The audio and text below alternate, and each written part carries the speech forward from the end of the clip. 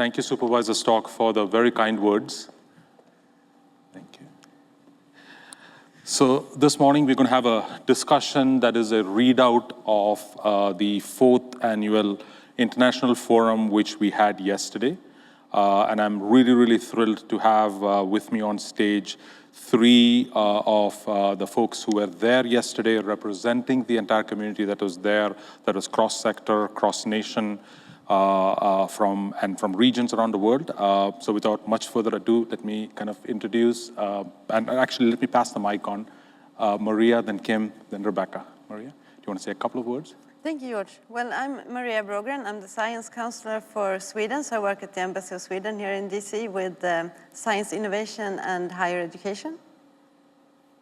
Hi, good morning. My name is Kimberley Mentzell. I am with the state of Maryland. I'm the director of cybersecurity and the lead for emerging technologies, specifically quantum and AI. And I work specifically with the Maryland Department of Commerce. Hi, I'm Rebekka. I'm from Switzerland. I'm with the Swiss Quantum Initiative. And there I work with on the strategic sides of quantum for Switzerland. Thank you all. Just as a little bit of background, Quantum World Congress, we have about 30 countries represented. Delegates from all these countries represent government, industry, academia, research, investment that come together. And the International Forum is a subset of that we do every year. This technically is our 5th International Forum. In 2024, we did 2 of them, one in the middle of the year as well. The main focus of this is to bring a core group out of that discussion together, and we usually go through 4 to 5 questions or discussion points that bring out or highlight potential places that have challenges, potential places that we have lots of opportunity for, and with the kind of view on how do we collaborate to take advantage of the science and technology, move it into commercialization to improve missions and improve lives is kind of like the general consensus. So we had, again, 6 discussion points. It was a very robust discussion, as always. It's Chatham House rules, so not recorded from that perspective. So the discussions have always been tremendous. And what we are here today to do is to try to condense that 3.5-hour session into 15 minutes and give you some key takeaways from what happened to it. So with that, let me just kind of jump right in. Based on the discussions yesterday, maybe I'll ask each of you to spend 30 seconds on what was the single most striking insight or consensus that you observed that came out over the 3.5 hours? Oh. What struck you the most? Well, there was some numbers, and that was that last year at the conference, there were 14 countries having national strategies for quantum, and this year, to date, it's 31. That's right. Okay. Kim? Definitely. Actually, I think the overall theme was collaboration among our global economy, and I'm sure that's not a surprise to anybody, but we looked at different ways in which we could collaborate, partnership definitely between different institutions, and I think commercialization of the technology as well, all the quantum technologies. So I'm sure we'll speak more about that as we go through. Maria or Rebekka? Yeah, I think for me, my favorite question that you actually asked was what can policymakers, you asked the industry players present specifically, what can policymakers do to help you besides giving you money? And I really liked also the answers that came out of that. I think there's a famous quote by Winston Churchill when he walked into a war room towards the end of World War II. He dropped his paper on the table and said, "Gentlemen, we are out of money. Now we need to think." Money is always kind of like a panacea for any kind of technology, saying if we had more money, we could do more. But I think from an industry perspective, there are a number of challenges that the government can help us that's not got to do with money. Rebekka, thank you. That's a very, very great point, which kind of segues into kind of like a similar kind of thing. We are in a very complex geopolitical situation in the world, not just now, but it's always geopolitically complex. And quantum is one of those technology sciences that has significant national security implications, not just when it's purely quantum, even with protecting classical in compute case with PQC. One of the discussion points was this kind of concept of quantum supremacy from a nation-state perspective or from a regional perspective, and how do we kind of manage around those complexities as nations and as regions, representing Maryland here, Kim. If I could get, again, 30 seconds to a minute about your perspective on that. Oh, do you want me to start then? Please. Sorry. So we were talking about, I believe in the entire discussion yesterday, about a zero-sum game when it comes to quantum supremacy. That was really something that was discussed among all the different nations. Nobody felt like they owned quantum technology or any of the commercialization of quantum specifically. It was really a need for everybody in the globe to work together and to contribute and look at the strengths and build on each other. One of the things we always talk about is that a rising tide lifts all ships, and I think that that is very apropos for the discussion yesterday when we talked about quantum technologies at the global level. And I think another point to add to that is also to recognize that the technology life cycle is way longer than any political life cycle that happens either globally, regionally, or also on a national level, and that hence the technology will last longer, and the development of the technology is longer than some political lifespan in that sense. And hence the collaboration is also important to last longer, and that's what we build on, right? Exactly. Agreed. I think I want to echo some of what Kim said about the complexity of the value chain. Mm-hmm. I mean, no country, no single country can have the entire value chain, and also with all the different modalities, we don't know which technology that will sort of succeed in the long run. So we really need to some countries are specializing in some aspects of quantum and some on others, and we really need to collaborate. One of the key elements that also came up yesterday was around talent pipelines. And and I'm just piggybacking off what you just said, when we say quantum, there is this kind of thought that that's PhDs who know physics or PhDs in quantum computing systems, things like that. But if I take a 100% quantum company, you need like 5 PhDs and like 20 engineers, and the rest is everybody else. When we're talking pipelines, it's very important, and it's very difficult to do, to generate the pipelines across that board in any new technology, because the competitive landscape for jobs is so strong, So as a government official, do you put money into something like quantum that's 10 years away versus into nursing where the need is immediate, is the things that all governments struggle with when we talk about money. Can you just, from the context of overall, representing from a government perspective, kind of talk about talent pipelines? What do we need to do? Are there things we could kind of pick up that's better, et cetera? So I think that talent is really one of the two large challenges. We were talking about paying customers, but talent, and I'm actually quite concerned because it's not only talent for quantum, it's also talent for AI, biotech, nuclear, space, you name it. So we need physics PhDs, but we also need a lot of engineers and other scientists for all those fields. And it's needed in all the countries that want to collaborate. Yeah. So we need a much, much bigger pipeline, and we need to start really early with instilling more interest in young kids, I would say, in physics and science and math and so on. Yeah. So it's really hard work for all of us. It's hard work.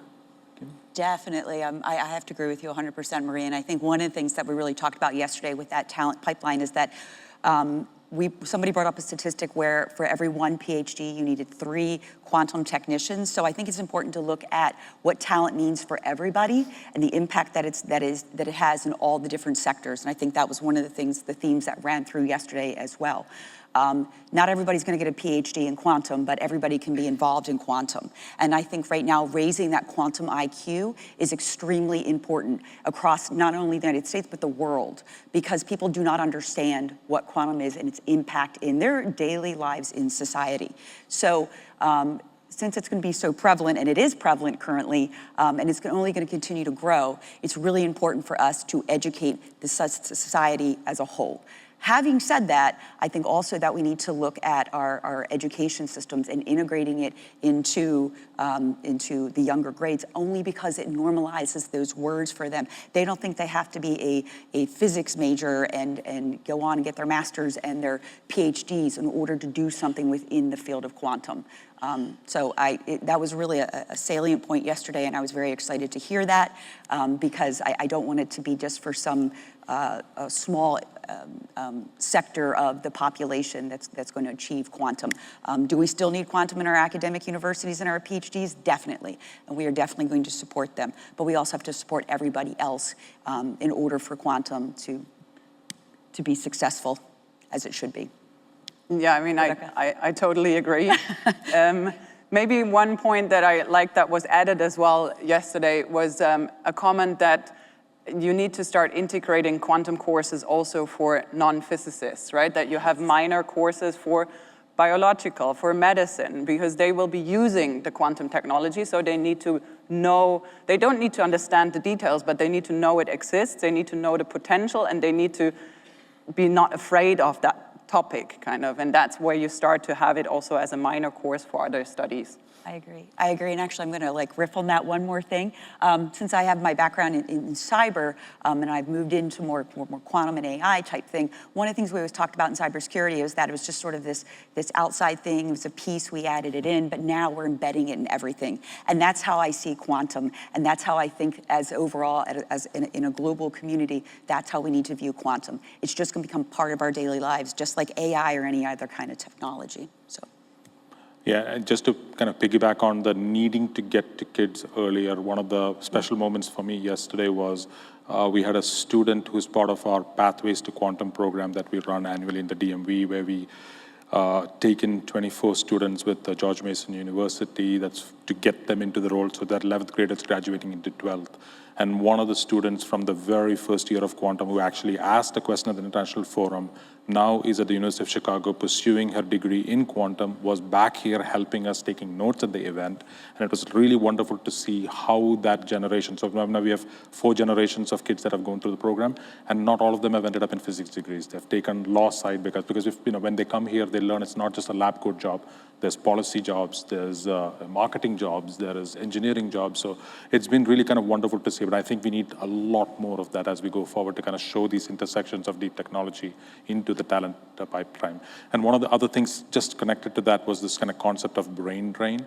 And all of us tend to be a little parochial and we develop kids, they need to stay there. I think that's less useful as much as we need them to go as many places as they can, because whatever they do benefits it at the end of the day versus the city or the college they got educated in. So that was the other thing that I was kind of very pleased to see. So let me kind of go into commercialization and companies as the kind of last main point.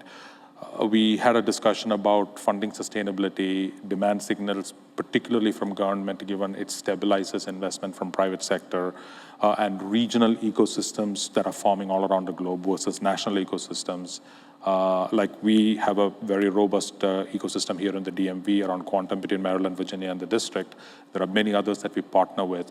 I would like to ask the panel from what we heard yesterday, what were some of the actionable recommendations to kind of make commercialization move a little faster? So next year when we come and have this, we have a few more success stories with what we got. Rebekka, maybe I can start with you and work this way.